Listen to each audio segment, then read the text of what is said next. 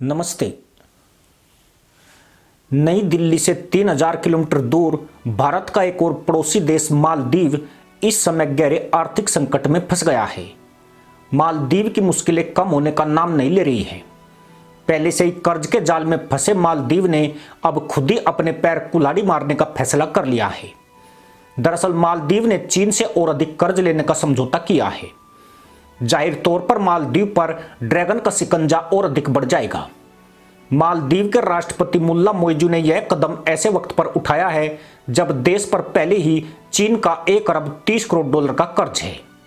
अहम यह है कि यह मालदीव के कुल कर्ज का 20% है। चीन ने मालदीव को और अधिक वित्तीय सहायता देने का फैसला किया है। इस संबंध में पीपुल्स बैंक ऑफ चाइना और मालदीव के आर्थिक विकास मंत्रालय में समझौता किया गया है। मुल्ला मोइजू पिछले साल बड़े बड़े वादे करके सत्ता में आए थे। अपनी मुल्लाई बकलोलियों के बलबूते उन्होंने मालदीवियन मुल्लाओं को सुनहरे ख्वाब दिखाए थे, लेकिन मोइजू के आने के बाद से ही मालदीव की अर्थव्यवस्था पर संकट मंडराया हुआ है। आलम यह है कि अब मालदीव डिफॉल्ट होने की कगार पर है। कर्ज के बोझ तले दबी मोइजू सरकार को अगले महीने 25 मिलियन डॉलर का भुगतान करना है, लेकिन खजाने की बिगड़ती हालत के कारण यह रकम चुकाना भी उसके लिए चुनौती बन गया है। चीन के बढ़ते कर्ज की बदौलत मालदीव लगातार चीन के करीब जा रहा है। यूं भी मुल्ला मोइजू का चीन के लिए झुकाव किसी से छिपा नहीं है। पद पर बैठने के बाद से ही मोइजू ने लगातार चीन समर्थित नीतियों को लागू करने का काम किया है और भारत से दूरी बनाई है। कुछ दिन पहले ही ग्लोबल रेटिंग एजेंसी मूडीज ने मालदीव के डिफॉल्ट होने की चेतावनी दी है। इसके बाद से ही मुल्ला मोइजू कान में कीड़े पड़े कुकुर की तरह इधर से उधर सिर पटकते फिर रहे हैं। जिस भारत को वह मालदीव का दुश्मन साबित करने पर आमादा थे, अब उसी के आगे सजदा करने को मजबूर हैं।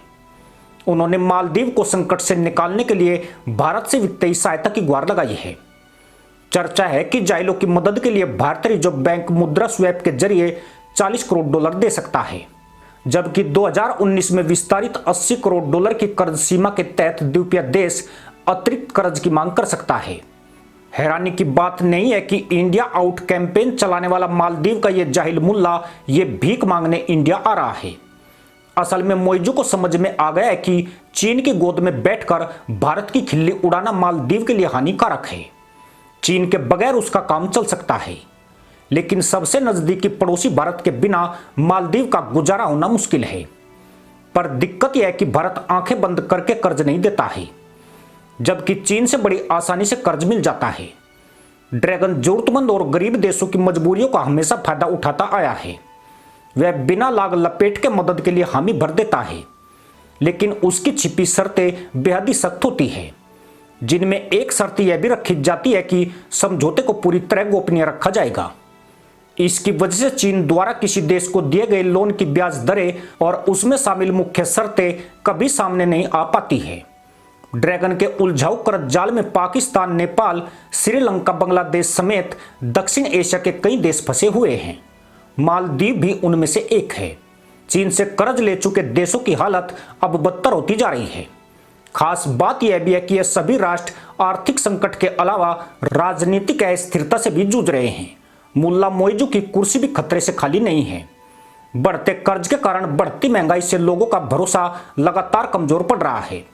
मोइजू ने जो हवाई सपने देश के जाहिलों को दिखाए थे, उनमें नाम मात्र भी पूरे नहीं हुए हैं। इसके विपरीत देश का विदेशी मुद्रा भंडार लगातार घटता ही जा रहा है। मालदीव के पास महज 43 करोड़ डॉलर ही बचे हैं, जिससे 6 सप्ताह का आयात ही किया जा सकता है। ऐसे में मोइजू भारत के दरबार में हाजिरी लगाने को बेचैन है, क्योंकि भारत ही उनकी कुर्सी और मालदीव को बचा सकता है।